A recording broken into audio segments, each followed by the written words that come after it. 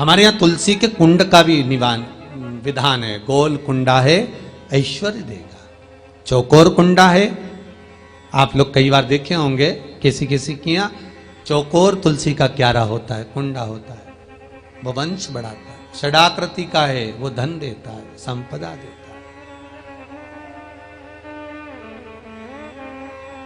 दोष हमारा है, हम तुलसी के कुंडे के नीचे शंकर जी को रख देते हैं। क्यों?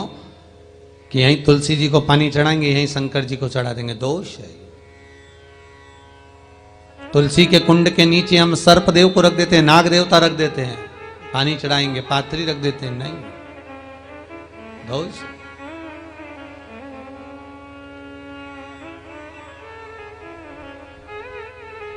उसका दोष हम सबको, स्वयं अगर गलती करते हैं तो स्वयं को भोगना। कैसा कुंड हो, 7 तरह के कुंडों का व्याख्यान तुलसी के रूप में कहा गया है महाराज।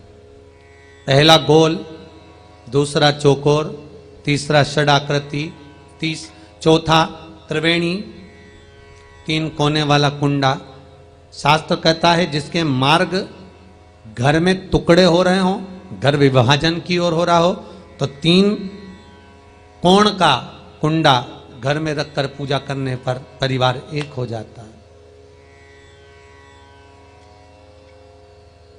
5वां, गार्डन में बिना कुंडे का, बिना कुंड का जो तुलसी का पौधा रोपित होता है, बिना कुंड के एक बगीचा जैसा बो दिया जाता है, तुलसी तुलसी उत्पन्न हो जाती है। महाराज, वहां पर संपदा तो रहती है पर चिंता बहुत रहती है, टेंशन बहुत रहता है। क्यों? घर के दरवाजे के बाहर इतनी सारी बगीचे में तुलसा कर दी। कोई निकल कर जा रहा था, उसने थूक दिया। कोई निकल कर जा रहा था, उसने पानी डाल दिया। कोई श्वान ने, कुत्ते ने, किसी ने, बिल्ली ने गंदगी कर दी, उसका दोष आपको लगेगा। इसलिए कुंड के अंदर तुलसा का, तो वो धन तो देगा। जो तुमने बगीचे में तुलसा लगाई है, गार्डन तुलसा का करा, वो धन तो देगा, संपदा भी देगा, पर चिंता को बढ़ा देगा। 5वां,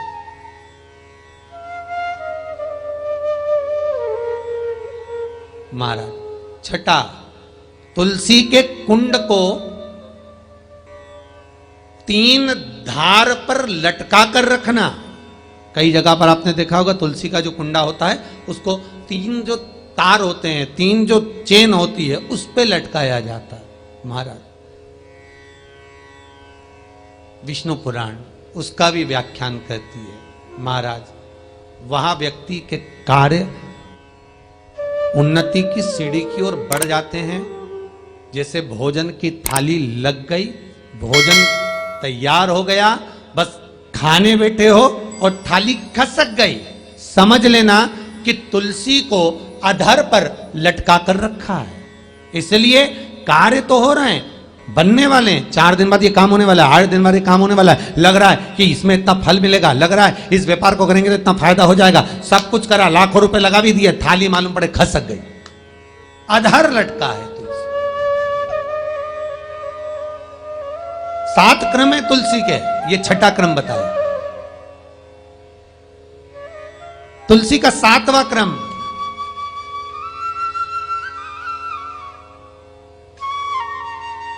तुलसी का 7वां क्रम है। महाराज, तुलसी का कुंडा जैसा घर के आंगन में है, तुलसी का कुंड जैसे घर के आंगन में विराज रहा है, ऐसा ही छोटा सा कुंड भगवान के लिए रोपित करें। प्रतिदिन भगवान की सेवा करते समय तुलसी का कुंड सम्मुख रखकर उसकी आराधना करना, फिर उस कुंड को वापिस बाहर ले जाकर रखना, फिर दूसरे दिन पूजन के समय पर कुंड को लाकर रखना। हम तो यहां तक कहते हैं, विष्णु पुराण गर्ग संहिता